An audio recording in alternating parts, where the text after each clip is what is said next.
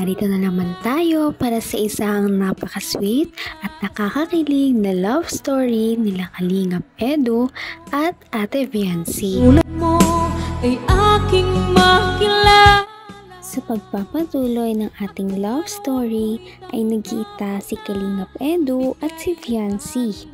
Ngunit hindi ito ngayon sa bahay nila Viancy kundi sa tabing dagat na bumiyahe pa si Viancy mag-isa para lamang makarating. Pagdating nga ni Viancy ay talagang namangha si Kalingap Edu sa ganda ng dalaga.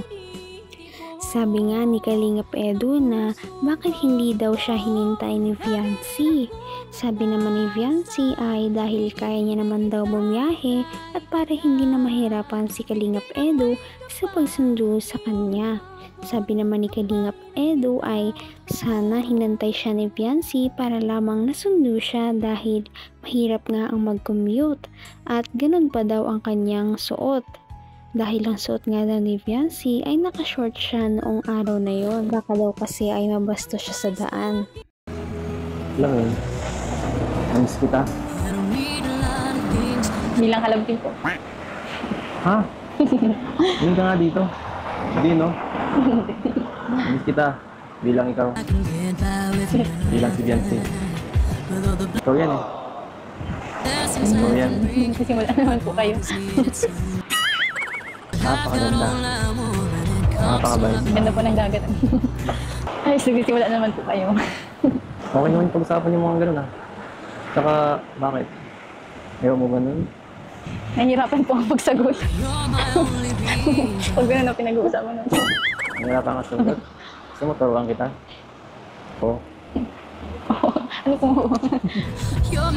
Talaga namang kinilig ang mga viewers dahil nga pasweet ng pasweet si Kalingap Edu kay Viancy dahil sinabi niya kay Viancy na namiss niya daw talaga ang dalaga. Nahihiya pa nga si Viancy dahil baka niloloko lamang siya ni Kalingap Edu at binibiro sa pagsaming namiss siya. Sabi niya ay baka namiss lamang daw siya ni Kalingap Edu bilang isang ka-love team. Ngunit sabi naman ni Kalingap Edu na namiss niya daw talaga si Viancy bilang siya. Maya-maya ay dumating na ang Kalingap Boys at si Kalingap Rab, kaya naman lumipat na sila sa loob ng kubo. At ngayong araw nga na yon ay gagawa sila ng isang Q&A portion na siyang sasagutin ng tambalang Kalingap Edu at Viancy dahil para naman masagot ang mga questions ng mga manonood at para malinawan na rin kung ano ba talaga ang kanilang nararamdaman sa isa't isa. Totoo bang may crush ka kay Eds? Ay! Patay ka dyan. Ay, nabigla. Nabigla. Hindi na rin alam kung ano yung sasagot ko. Totoo ba? Kalamansi o sagot? Sagutin na yan! Sagutin na yan! Kalamansi? Kalamansi o sagot? Kalamansi po. Hala! Question Ano ba yan? kalaman. Siyain mo eh. Ganito ka, Viancy. Ah.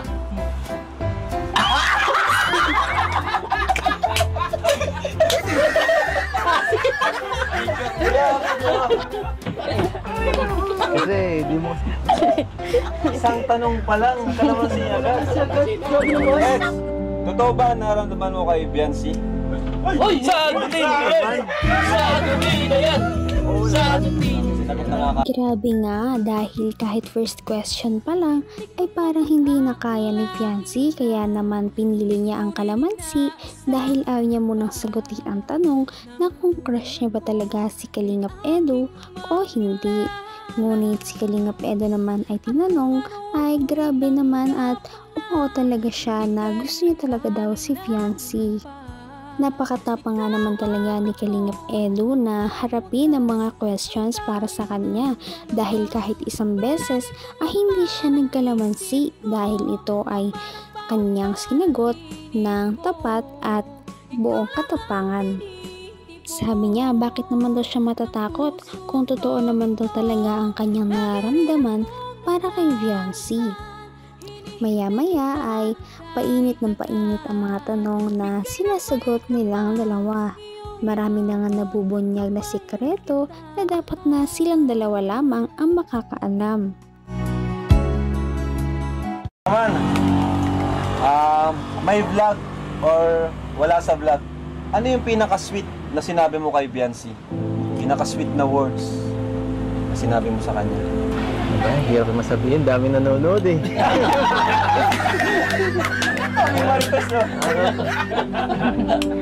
Hatsit ako dito.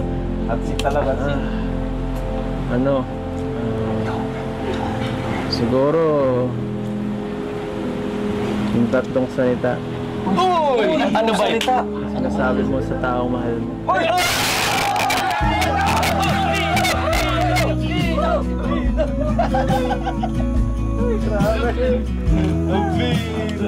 Parang ang dali lang kay Eds, ano? Biancy, pawis-pawis na. Masaya ka ba, Biancy, sa love team nyo? Sa Edsy? Masaya ka ba? Grabe at umamin na nga talaga si Kalingap Edo na nagsabi na siya ng magic word kay Biancy. Nagsabi na siya dito ng I love you. Ngunit hindi ito on cam, kaya naman siguro ay sinabi niya ito kapag sila lamang ang magkasama or kapag sila lang ang nagchat-chat. Ibig sabihin ba nito ay nag-uusap talaga sila kapag hindi sila nag-vlog? Talagang personalan na yata ang kanilang nararamdaman sa isa't isa. Maya-maya ay kinabahan na nga ang lahat dahil sa tanong kay Kalingap Edo na kung nakamove on na daw ba siya sa dating ka-love team. Ang sagot naman ni Kalingap Edo ay oo naman at dahil daw iyon kay Ate Biancy. ng puso ko.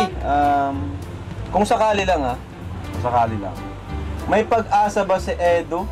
Kung sakaling manligaw, gano'n. Sagutin na yan. Sagutin na yan. Sagutin na yan. Sagutin na yan. Tago niya na. Sagutin na yan.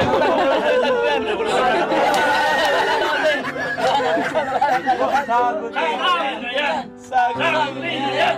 Sagutin na yan.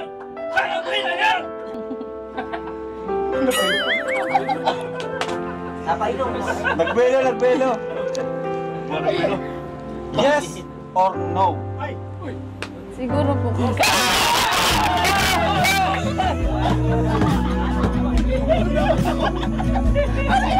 Siguro. Sabihin, yes. Mali na, wag na. Wala na, tama na. Wag na mag-explain. Hindi dito kaya. Yun umami na din si Biancy na kung manliligaw nga si Kalingap Edo sa kanya ay siguro may chance na daw talaga si Kalingap Edo na maging manliligaw niya at maging boyfriend niya sa hinaharap. Kaya naman kinilig talaga ang Kalingap boys na nandoon at todo cheers sa dalawang ito. Maya-maya pa ay natapos na ang Q&A portion kaya naman pupunta muna sila sa coffee shop para mag-unbox ng mga sponsors para kay Biancy na sandamakmak. Ngunit bago sila makarating doon ay sa biyahe ay nagduet muna ang dalawa sa napaka-sweet na song at nagkaroon ng kilig moments sa van.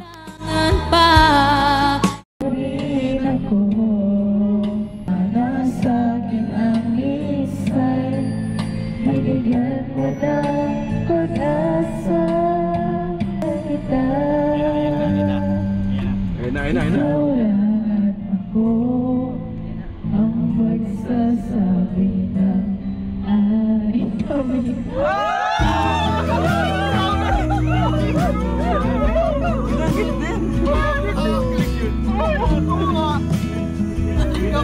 Tagal nating hinintay yun. Tama, may tama.